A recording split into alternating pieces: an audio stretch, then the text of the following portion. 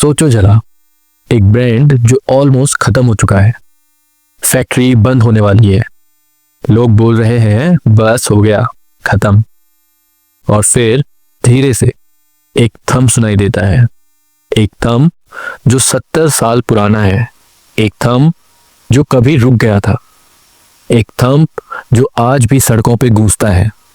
ये कहानी है उस ब्रांड की जो लगभग खत्म हो चुका था, लेकिन उसने फैसला किया कि वो जिंदा रहेगा।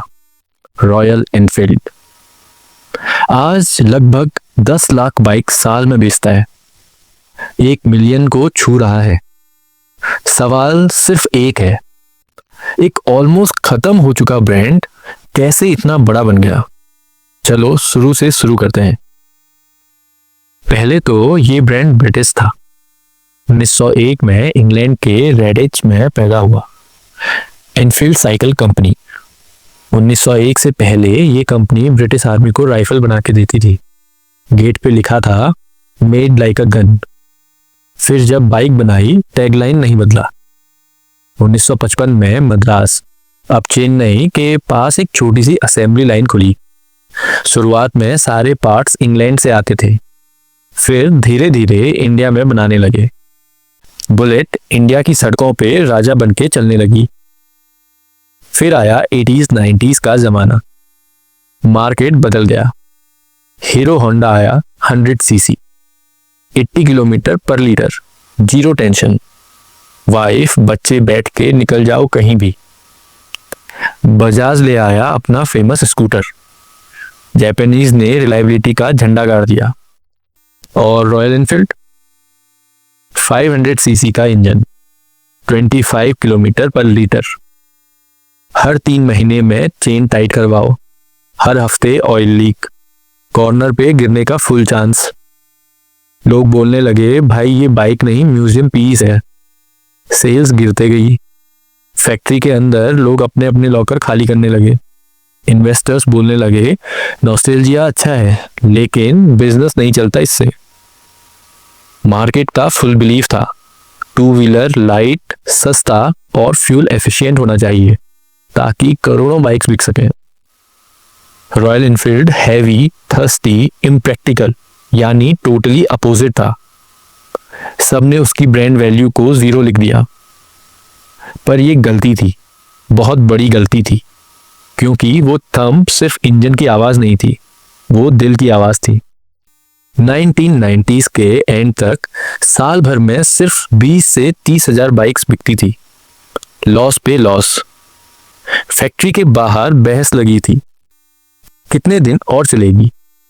सबने लिख दिया रॉयल एनफील्ड इज डेड। 1994 में आयशर ने मेजॉरिटी स्टेक लिया, लेकिन तब भी कोई उम्मीद नहीं थी। फिर 2001 में एक 26 साल का लड़का सीईओ बना, सिद्धार्थ लाल। बोर्ड रूम में लोग बोले बेटा बेच दो या बंद कर दो, नॉस्टैल्जिया के अलावा कुछ नहीं बचा। सिद्धार्थ लाल चुप रहे। फिर टेबल पे एक नक्शा रखा और बोले आयशर के पास 15 बिजनेस हैं, ट्रैक्टर्स, मैप्स, गारमेंट्स, सब कुछ। हम 13 बेच देंगे, सिर्फ ट्रक्स और रॉयल एनफील्ड रखेंगे। सोचो भाई, प्रॉफिटेबल गारमेंट बिजनेस बेच दिया एक घाटे में डूबी बाइक कंपनी के लिए। यह बिजनेस डिसीजन नहीं था, यह जुनून था। उन्होंने तीनों चीज समझ ली जो मार्केट मिस कर रहा था। इमोशन है, प्रोडक्ट खराब है, कंपनी बर्बाद है। तीनों को एक साथ ठीक करना था, स्लोली लाइक अ सर्जन। 2009 में क्लासिक 350 और 500 लॉन्च हुई। इसमें था नया यूसीई, यूनिट कंस्ट्रक्शन इंजन। पुराना cast iron engine oil leak करता था, डक डक करता था, पर रिलायबल नहीं था। नए यूसीई में जापानीज रिलायबिलिटी डाल दी, लेकिन ब्रिटिश थंप नहीं मारा। इंजीनियर्स ने डर के मारे एक दूसरे को देखा, पहली बार स्टार्ट किया। थंप वही पुराना थंप। तब सबको पता चला हम जीत गए। Better brakes, better suspension, better finish, oil leak बंद, चेन टाइट करने की जरूरत कम। पहली बार एक बुलेट बनी जो रोज ऑफिस जा सकती थी और वीकेंड पे लड़की को इम्प्रेस भी कर सकती थी। फिर हिमालयन, मीटियोर, हंटर, 650 ट्विंस, हर एक में पुरानी रूह नई बॉडी। फिर बना Oragadam plant, CNC machines, robotic welding, modern paint shop. अब हर bike same quality, same finish, same thumb के साथ आती है। 2010 में साल भर में 50,000 बाइक्स बनाने में हाथ पैर फूल जाते थे। आज उतनी बाइक्स एक महीने में निकाली जाती हैं। एक वक्त ऐसा आया जब एडवर्टाइजिंग की जरूरत ही खत्म हो गई। वेटिंग पीरियड ही मार्केटिंग बन गया। 6 महीने, 8 महीने, कभी कभी 12 महीने वेट। लोग बोलते थे मेरी बुकिंग 9 महीने पुरानी है भाई। जितना लंबा वेट उतनी ज्यादा इज्जत। Rider mania, Himalayan odyssey, one ride, 5000 plus riding clubs, dealerships को कैफे बना दिया। बुलेट खरीदना बाइक खरीदना नहीं, ट्राइब का हिस्सा बनना था। इन्वेस्टिंग का वर्ड कंफ्यूजिंग लगता है। Balance sheets, ratios, DCF, compounding, इतना सब कुछ कहाँ से सीखे? यही प्रॉब्लम सॉल्व करने के लिए हमने बनाया है इंट्रिंसिक IQ, एक AI पावर्ड स्टॉक स्क्रीनर और लर्निंग प्लेटफॉर्म खास रिटेल इन्वेस्टर्स और वर्किंग प्रोफेशनल्स के लिए। यहाँ आपको मिलेंगे simple explainers of tough investing concepts, बिल्कुल beginner friendly, AI generated stock summaries and detail reports और वैल्यूएशन मॉडल्स जैसे ECF, EDM, Graham, personalised dashboard जहां आप अपना पोर्टफोलियो ट्रैक कर सकते हैं। रिमेंबर, स्टॉक मार्केट में पेशेंस और सही टूल्स ही बनाते हैं वेल्थ। विजिट intrinsiciq.in टुडे और बनाइए अपना इन्वेस्टिंग एज। 2001 से 2010 तक अंधेरा था।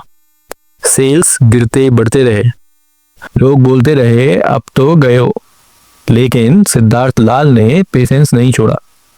हर साल थोड़ा बेटर प्रोडक्ट, थोड़ा बेटर प्लांट, थोड़ा बेटर कम्युनिटी। 2015 में पहली बार 5 लाख बाइक्स, 2023-24 में 9.1 लाख प्लस, 2024-25 में 10 लाख को छू लिया।